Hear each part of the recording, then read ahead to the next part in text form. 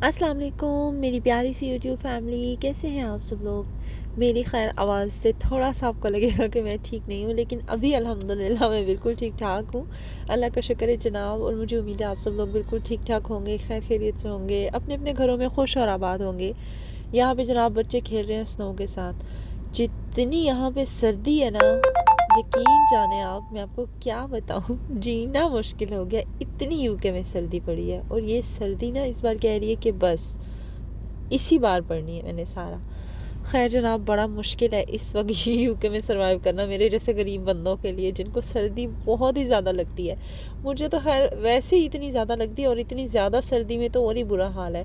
और मैं सबसे पहले घर में वो बंदी हूँ जब बीमार हुई, और मैं ख़ुद बीमार होकर ना सबको बीमार कर दिया। बच्चे दोनों बीमार हुए, दोनों बच्चों के बाद फिर दोबारा से मैं बीमार हुई, मैं फिर ठीक हुई, फिर फरहान बीमार हुए, फिर रेहान, वो दोनों ठीक हुए। तो अब सब हम ठीक हैं, लेकिन डैडी बीमार हैं इन बच्चों के। फरहान जो है ना, फरहान की तबीयत बिल्कुल ठीक नहीं हो रही, कोई समझ नहीं आ रही कि क्या है। एक दिन वो ठीक होते हैं, दूसरे दिन फिर वही हाल हो जाता है। और सुबह सुबह मैं गाड़ी स्टार्ट कर देती हूँ कि ये गर्म हो जाए, फिर मैं बच्चों को बिठाऊँ, इस तरह से पानी डाल के सारी गाड़ी में डिफ्रोस्ट करती हूँ कि भाई ये सारा कुछ उतर उतर जाए बिल्कुल। लेकिन इसके बावजूद भी बच्चे जो है ना बहुत शदीद बीमार होते हैं, पता नहीं क्यों। मेरे साथ ऐसे होता है या सबके साथ ऐसे होता है, आपने मुझे बताना है कमेंट सेक्शन में। मुझे किसी ने बोला और मुझे बड़ा बुरा भी लगा था, लेकिन फिर मैंने कहा कि शायद किसी का एक्सपीरियंस मेरे से डिफरेंट भी हो सकता है। मुझे किसी ने कहा कि मैंने ज़िंदगी में कभी किसी के बच्चे इतने बीमार होते हुए नहीं देखे जितने कि मेरे बच्चे बीमार होते हैं, मतलब मेरे बच्चों की। तो मुझे बड़ा अजीब ये बात लगी, और दिल पे भी जाके थोड़ी देर के लिए लगी थी। लेकिन फिर मैंने सोचा शायद हर बंदे का एक्सपीरियंस लाइफ में डिफरेंट होता है, तो माइंड नहीं करना चाहिए। खैर, हर बंदा अपने एक्सपीरियंस के हिसाब से बोलता है। मे बी उनकी लाइफ में जो बच्चे हों, अल्लाह पाक उनको सेहत दे, वो ना होते हों बीमार। लेकिन मेरे बच्चे तो इन सर्दियों में, यकीन जाने जब से सर्दियाँ पड़ी हैं ना, कोई हफ़्ता ऐसा नहीं जाता जिसमें फरहान वॉमिटिंग नहीं करते। अगर वॉमिटिंग नहीं करेंगे तो उनको कफ़ हो जाती है, कफ़ नहीं होगी तो फ्लू हो जाता है। बस ऐसे ही चल रहा है, और बहुत ही मुश्किल होता है, यकीन जाने बहुत मुश्किल होता है। ये सिर्फ वही बंदियां जो है वो अंडरस्टैंड कर सकती हैं जो कि इस सिचुएशन में हैं, स्पेशली यूके में हैं, और दो जिनके बच्चे हैं वो अच्छे से अंडरस्टैंड कर सकते हैं कि एक बच्चे ठीक है और एक बच्चा बीमार है। अब एक बच्चे को टाइम पे स्कूल भी पहुंचाना है, उसका सब कुछ करना है, लेकिन साथ में छोटी उम्र का दूसरा बच्चा है जो कि बीमार है, उसको भी रोज़ाना सुबह साथ लेके जाना, फिर उसको वापस घर लेके आना, फिर उसकी लुक आफ्टर करना। अब वो थोड़ा सा बेटर होता है तो दोबारा दूसरे बच्चे को पिकअप का टाइम हो जाता है, तो दोबारा से वो बाहर जाता है, उसको दोबारा से हवा लग जाती है, फिर से बीमार हो जाता है। तो इस तरह से काफ़ी ज़्यादा बच्चों के साथ ये प्रॉब्लम होती है। तो मैं तो खैर ये बहुत फेस कर रही हूँ। मुझे आप लोग बताइएगा कि आप लोगों के क्या चल रहा है, या फिर क्या कुछ करते हैं। हालांकि मैं सूप भी बनाती हूँ बच्चों के लिए, हर वो चीज़ जो कि मुझे पता चलती है वो बच्चों के साथ मैं करती हूँ, लेकिन स्टिल बच्चे इन सर्दियों में बहुत ज़्यादा बीमार हुए हैं, और अभी तक हैं।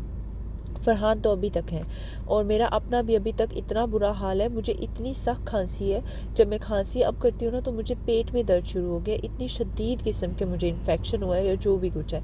मेडिसिन लेती हूँ, मैं ठीक रहती हूँ, लेकिन जैसे मेडिसिन का असर ख़त्म होता है मैं फिर से बीमार हो जाती हूँ। ये मुझे नहीं पता ये क्या हो रहा है। खैर जनाब, यहाँ पर बन रही हैं रोटियाँ, और यकीन जाने ये रोटियाँ जिस तरह मैंने बनाई है ये बेचारी इसी तरह ही पड़ी रह गई हैं। मैंने इनका कुछ भी नहीं बनाया, कुछ भी, मतलब खाया नहीं किसी ने, क्योंकि ये ऐसे ही पड़ी रह गई, किसी ने खाई नहीं।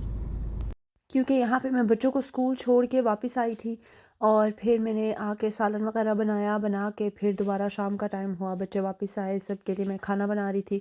रोटियां वगैरह मैंने बनाई, बना के सबको मैंने कहा आकर खाना खा लें, और एक एक करके सब बीमार थे। मुझसे तो रोटी पहले ही खाई नहीं जा रही थी, ऊपर से फिर सब बीमार हो गए तो किसी से भी रोटी नहीं खाएगी, इतना मुझे दुख हुआ। फिर खैर उसके बाद मैंने सोचा कि अब ना कुछ लाइट लाइट बनाऊंगी, 3-4 दिन रोटी बिल्कुल नहीं बनाऊंगी, क्योंकि खाई नहीं जाती थी किसी से।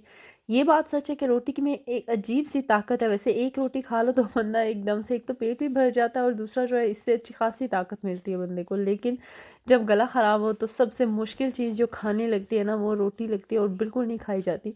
इसलिए फिर मैंने पूरा वीक जो मेन्यू है वो डिफरेंट डिफरेंट रखा था, बहुत लाइट लाइट चीज़ें। बच्चों को भी मैंने बहुत लाइट चीज़ें दी थी, क्योंकि फरहान के साथ मसला ये हो रहा था कि वो खाते थे, खा लेते थे थोड़ा बहुत कुछ ना कुछ, लेकिन उसके बाद मसला ये हो जाता था कि वो वॉमिटिंग कर देते थे। उससे मेरा ना बड़ा प्रॉब्लम बना। फिर मैंने सोचा कि मैं क्या करूँ, कुछ लाइट देती हूँ। ख़ैर पाकिस्तान में अम्मी से बात की तो अम्मी कहती हैं कि बच्चों को ज़्यादा से ज़्यादा लाइट दें, और सर्दी ज़्यादा शायद लग गई है, तो जब अंदर सर्दी बंदे के लग जाती है तो फिर बेशक ऐसे लगता है कि ठंडी चीज़ पीने से हमें सुकून आ रहा है, लेकिन जब हम कोई गर्म चीज़ पिएँगे तो तभी ठीक होंगे। तो उनको सूप वग़ैरह बना के दो। मैंने फिर देसी चिकन मंगवाया, एक देसी चिकन का सूप बनाया था। सूप बना के फिर बच्चों को सबको थोड़ा-थोड़ा दिया। बच्चों को बहुत मुश्किल होता है पिलाना सूप या इस तरह की चीज़ें। मेरे बच्चे पी लेते हैं वैसे, लेकिन फिर भी जब बीमार होते हैं फिर मुश्किल लगता है। फिर जो ये जिसके साथ दवाई देते हैं ना, ड्रॉपर होता है, उसके साथ मैं बच्चों को दे देती हूँ दवाई। तो उसके साथ जो है, ख़ैर वो मैंने सूप उसके साथ पिलाया। कावा भी उसके साथ पिलाती रही। कावा भी मैं बना के दे देती हूँ जब बच्चे बीमार होते हैं, तो उससे भी ये होता है कि थोड़ा बहुत बच्चे ठीक हो जाते हैं। अच्छा, यहाँ पे मुझसे ना वीडियो वगैरह भी सही नहीं बन रही थी, क्योंकि मैं इतनी जल्दी-जल्दी में काम कर रही थी कि पता नहीं चल रहा था, और मेरा काफ़ी टाइम हो गया व्लॉग अपलोड नहीं किए मैंने।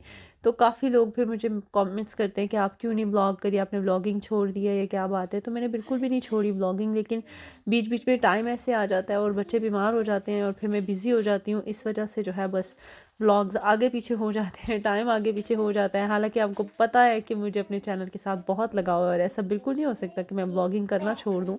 हाँ, ऐसा हो सकता है कि कम-कम अपलोड कर दूँ, लेकिन जो मेरी यूट्यूब की फैमिली बन चुकी है, इसके साथ मैं ऐसे ही अपना ताल्लुक़, अपना रिश्ता रखना चाहती हूँ।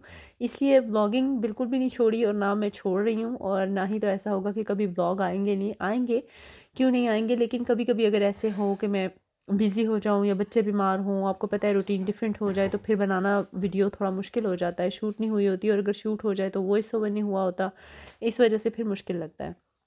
अच्छा जनाब, ये मैं बच्चों को बना के दे रही थी, और ये बच्चों ने बहुत शौक से खाया था, और बच्चे बीमार थे तब भी उनको सूट कर गया था। यहाँ पे मैंने ब्रेड ली थी, ब्रेड के ऊपर मैंने केचप लगाई है।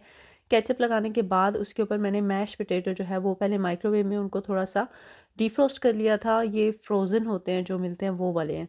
उनको मैंने डिफ्रोस्ट करके थोड़ा-थोड़ा इसके ऊपर लगा दिया था, और फिर चीज़ डाल के मैंने इनको ग्रिल में रखा था। जैसे पिज़्ज़ा रेडी होता है, ऐसे इनको मैंने रेडी कर लिया था। बहुत जल्दी क्विक रेडी हो जाती हैं 5 मिनट में, और बच्चे भी बड़े ही शौक से खाते हैं ये, और हेल्दी भी है, मतलब क्योंकि चीज़ चली गई, ब्रेड चली गई, थोड़े बहुत आलू चले गए। बेशक बच्चा आधा भी खा ले, अगर बीमारी में कुछ नहीं खा रहा, तो ये काफ़ी अच्छा ऑप्शन है। बल्कि बड़ों के लिए भी ये अच्छा ऑप्शन है, क्योंकि मेरे हस्बैंड के जो भांजे हैं वो भी बीमार थे, तो उनको भी मैं यही बना के दे रही थी, तो वो भी बड़े शौक से उन्होंने ये खा लिया था।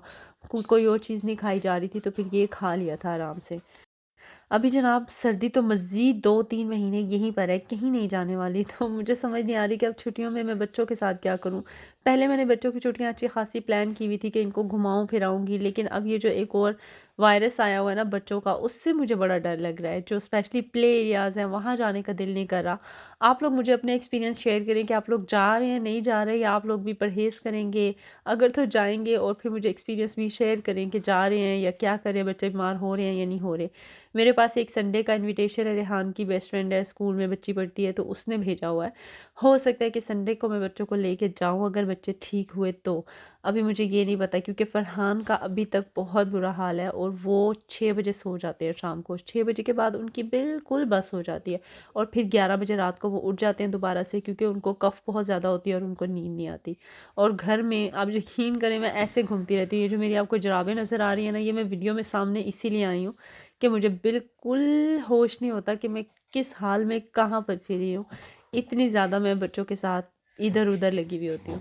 यहाँ पे जनाब रेहान स्कूल गए हुए हैं, लेकिन फरहान बैठे हुए हैं। ये टॉय आपको दिखाई देगा, इस टॉय के बारे में आज बात करते हैं थोड़ी सी, और उसके बाद फिर मैं आपको बताती हूँ कि मैं इस हुलिये में क्यों घूम रही हूँ। अच्छा, ये टॉय ये फ़रहान को गिफ्ट मिला है बर्थडे पे, और ये फ़रहान को इतना पसंद आया है कि मैं आपको क्या बताऊँ।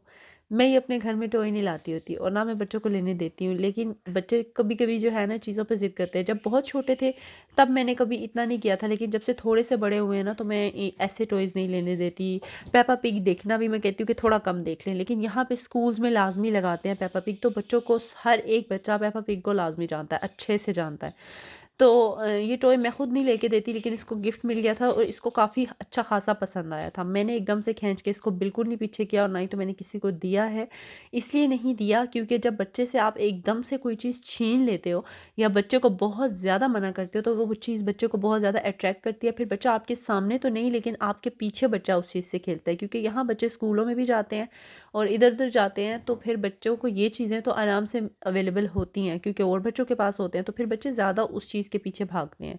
जैसे अगर कोक है, अगर कोक थोड़ी सी आप बच्चे को दे दो तो वो पी उसको कहो कि इससे ज़्यादा आप नहीं पी सकते, आपको अलाउड नहीं है, लेकिन दो थोड़ा सा, तो वो पी के साइड पे हो जाते हैं। लेकिन अगर बिल्कुल ही मत दो तो जब बच्चे को मिलेगी, आप नहीं होंगे सामने, तो वो खुली पी लेगा, उसको पता भी नहीं चलेगा, जो कि उसकी हेल्थ के लिए नहीं अच्छे। तो फरहान का बर्थडे था तो उसको गिफ्ट मिला, तो मैंने कहा चलो थोड़ा इसको करने दो, उसके बाद मैं आराम से किसी तरीके से समझा बुझा के फिर मैं बच्चे से लूँगी, ताकि ये इसकी वो चीज़ ना बने बच्चे के अंदर कि नहीं ये इसमें है क्या, या ऐसे वो भी मैं आपके साथ शेयर करूँगी जब मैं लूँगी, मैंने कैसे लिया और क्या कुछ कहा इंशाल्लाह। बस जनाब, यही था मेरा आज का व्लॉग। अपना ख्याल रखिएगा। अल्लाह हाफिज़।